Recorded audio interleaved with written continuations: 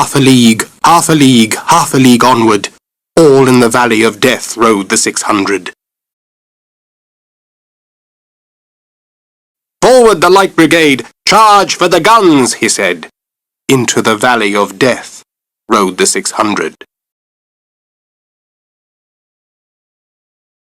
Forward the Light Brigade!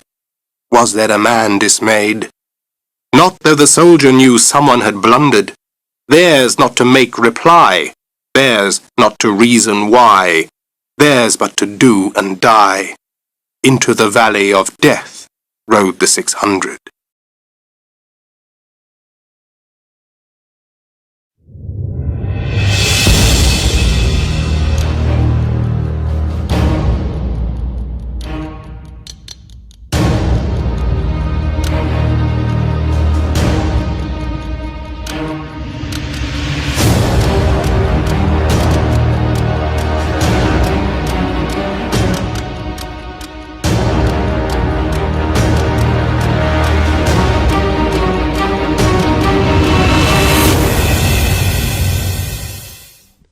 It's October 25th, 1854.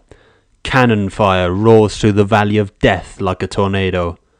The ground shudders in fear as a thick cloud of smoke suffocates the valley floor. Suddenly, as if reeling from the very depths of hell, staggers what remains of those brave 600. But what possessed these noble men to wildly charge the infernal beast? This is the infamous tale of the charge of the Light Brigade.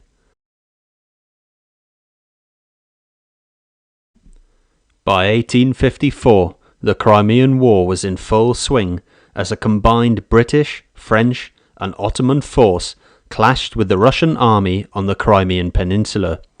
With the Allied forces laying siege to the Russian-held city of Sevastopol, hope of a Russian victory began to dwindle.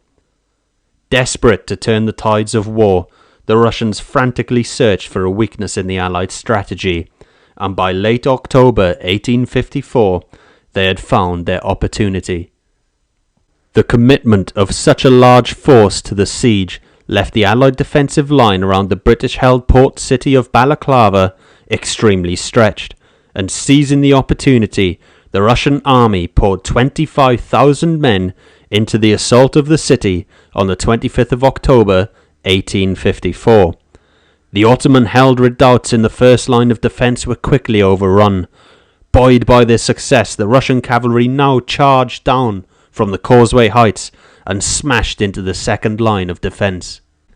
As the thin red line of the British 93rd Highlanders gallantly held their ground, Lord Raglan, who was in overall command of British forces, ordered Lord Lucan's Heavy Brigade to counter their Russian foes.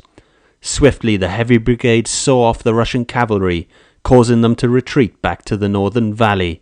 However, the cautious British commanders failed to seize the opportunity to follow up the attack and rout their enemy once and for all.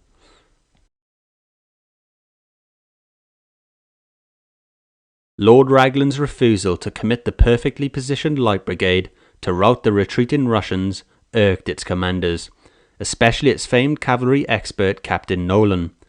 However, from his high vantage point atop Sapoon Hill, Raglan finally saw an opportunity for the Light Brigade to exercise its quality. During their retreat, Russian infantry attempted to carry away the captured guns on Causeway Heights. To put an end to the humiliation, Lord Raglan promptly sent the following written order to the commander of the Light Brigade, Lord Cardigan. Delivered by Captain Nolan, the order read: Lord Raglan wishes the cavalry to advance rapidly to the front, follow the enemy, and try to prevent the enemy carrying away the guns. Troop horse artillery may accompany. French cavalry is on your left, immediate. What Raglan had failed to realise was that from his current position on the west floor of the valley, Lord Cardigan could not see the Russian infantry carrying away the guns.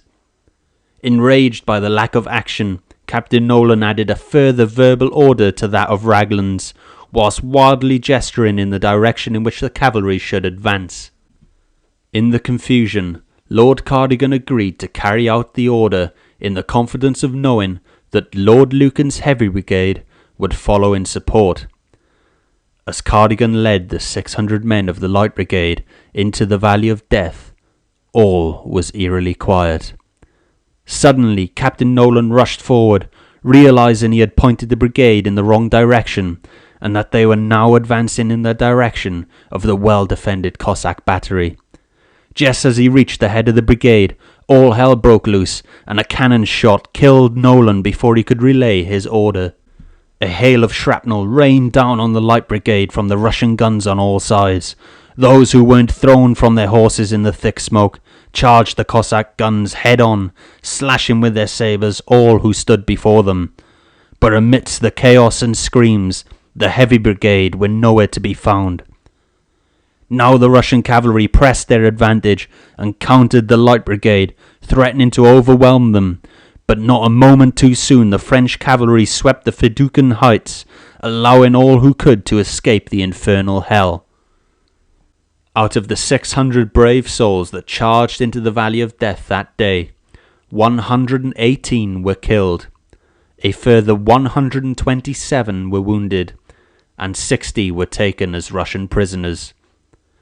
Historians widely dispute why the Heavy Brigade failed to follow the Light Brigade, with popular opinion believing that Lord Lucan and Lord Cardigan's bitter hatred of each other led to the betrayal.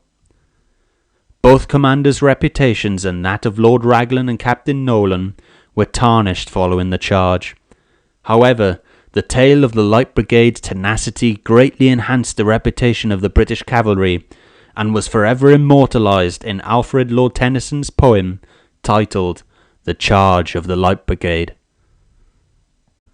Don't forget to subscribe for some more exciting content, and let me know in the comment section below what your thoughts were on the exploits of the Light Brigade. As always, thank you for watching, and check out my other videos on the Anglo-Zulu Wars in the link below.